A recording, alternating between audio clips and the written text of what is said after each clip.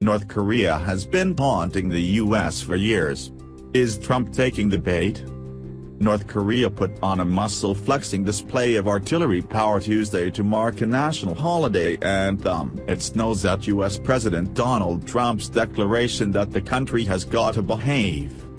Pyongyang staged a pounding display of large-caliber guns used in land warfare, perhaps a reminder that Seoul and its U.S. military base lie within easy reach, shortly after detaining an American teacher, the third U.S. citizen held by the regime. The U.S. staged its own response, beginning joint naval drills in the region with South Korea and Japan as the aircraft carrier USS Carl Vinson moved toward the Korean peninsula and one of the most powerful submarines in the American arsenal arrived in South Korea, part of an armada the U.S. was sending to the region, Trump told the Fox Business Network in mid-April.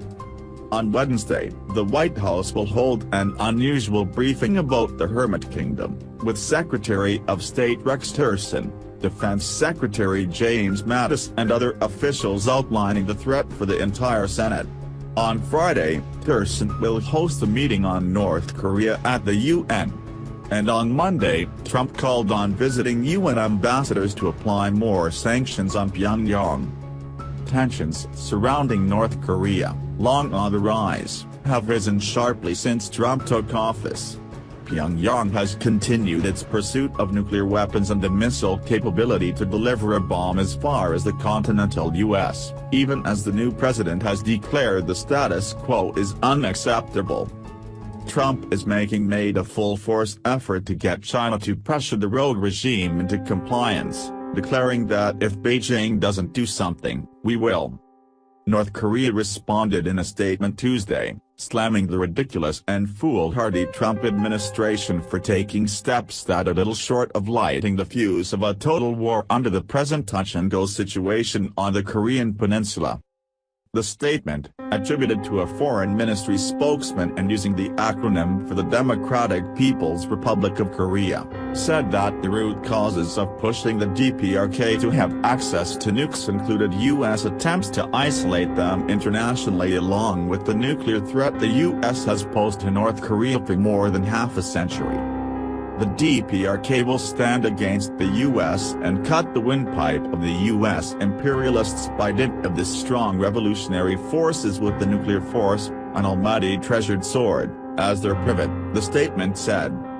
The growing danger has alarmed observers, analysts and lawmakers alike, in part because all attempts by former administrations to stop or slow the North Korean program through sanctions, aid, talks and attempts to draw Pyongyang into the world community have failed.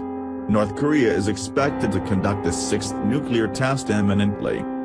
Kim Jong-un's regime has thrown its full weight behind its quest for nuclear weapons and the means to deliver them, John McCain, an Arizona Republican and chairman of the Senate Armed Services Committee said Tuesday. And unfortunately, the regime is making real progress.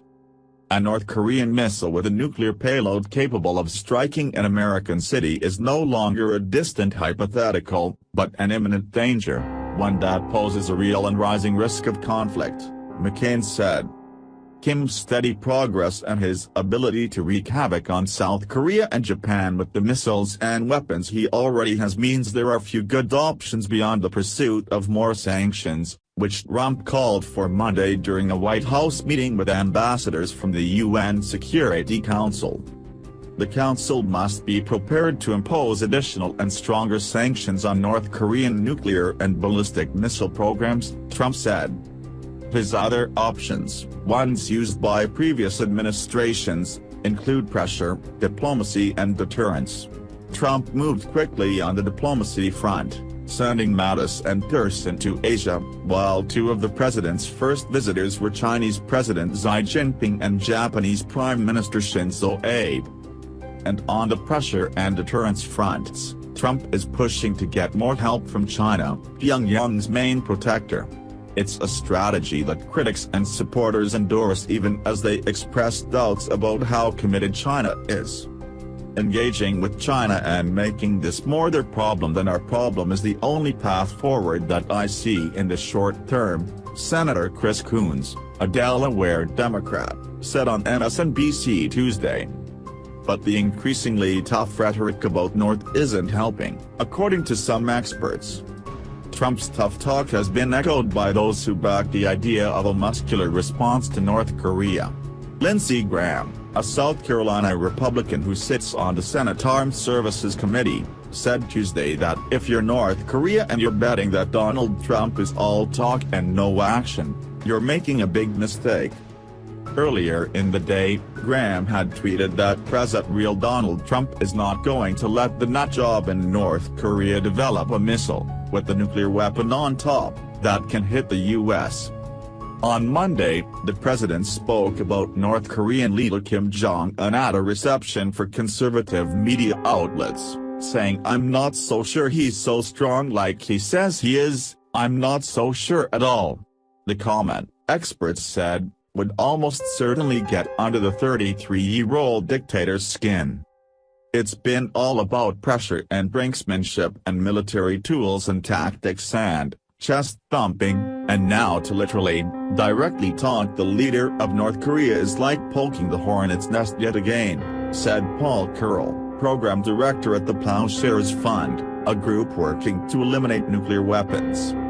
Experts like Carroll and others warned that North Korea, which celebrated the 85th anniversary of its founding Tuesday, would see the U.S. rhetoric as a threat and, coupled with the increased U.S. military activity in the region, could be provoked into action.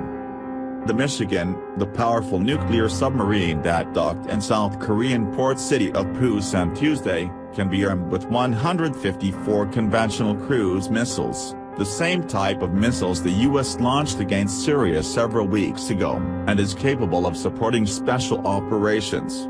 U.S. defense officials described the port call as a show of force amid the rising tensions. If you do this kind of ratcheting up of rhetorical tensions but also sending military hardware into the region, if you do that absent of any kind of off-ramp or door or window for the North Koreans to consider walking through and re-engaging in any sort of discussions, bad things are going to happen, Carroll said.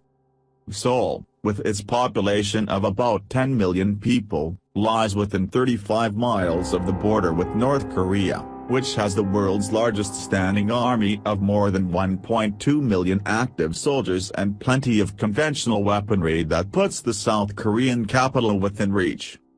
And there are handy U.S. targets as well. North Korea said on Sunday it was ready to sink Trump's armada.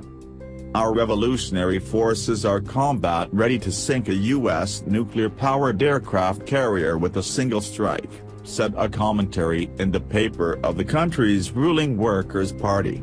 The Rodong Sinmun newspaper compared the USS Carl Vinson to a gross animal and said a strike on the aircraft carrier would show our military's force.